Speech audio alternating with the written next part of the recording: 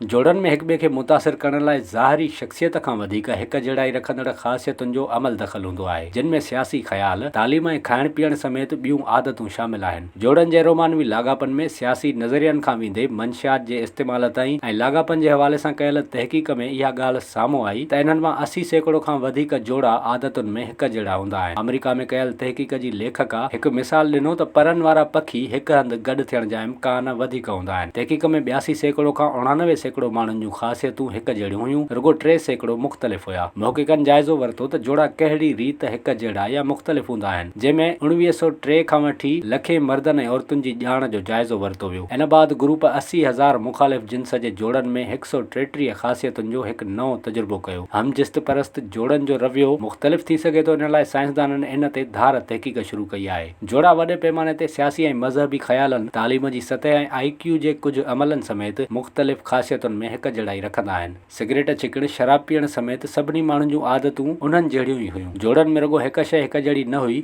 उहा हुई कद, वज़न, तिबी मसइला ऐं शख़्सियत जूं ख़ासियतूं। लेखका मूजिबि हक़ीक़त त इहा आहे त इहो हिक सिके जो पासो मटाइण बराबरि आहे। अहिड़ियुनि हालतुनि में बि जिते असां महसूस कंदा आहियूं त असां पंहिंजी चूंड पाण करियूं था, पर्दे पुठियां अहिड़ा मैकेनिज़म हूंदा आहिनि जिन खां असां अणॼाण हूंदा आहियूं। मुतालियनि मूजिबि रोमानवी पार्टनर अक्सर बुनियादी अक़ीदनि, क़दरनि ऐं हिक जहिड़ाई वारो ई थी सघे थो। गॾियल बुनियाद ते वेझड़ाई उन वक़्तु थी सघे थी जॾहिं माण्हू हिक ई इलाइक़े में वॾा थिया हुजनि ऐं दोस्तनि सां मेल जोल रखंदा हुजनि। मुहक़िक़नि मूजिबि हिक जहिड़ियुनि आदतुनि ते वेझड़ाई जोड़नि जे मुस्तक़बिल जा नतीजा थी सघे थी। जेकॾहिं ड्रिघा माण्हू ड्रिघनि माण्हुनि ऐं बिंदरा माण्हू बिंदरनि माण्हुनि सां शादी कनि त इन जो असरु उन्हनि जे नसुलनि ते पवंदो। ईअं समाजी आदतुनि ऐं ॿियुनि ख़ासियतुनि ते बि असरु पवंदो आहे। कुझु मुतालियनि मां ख़बर पवे थी त माण्हू तालीमी पस मंज़र सां तेज़ीअ सां जुड़ी वेंदा आहिनि।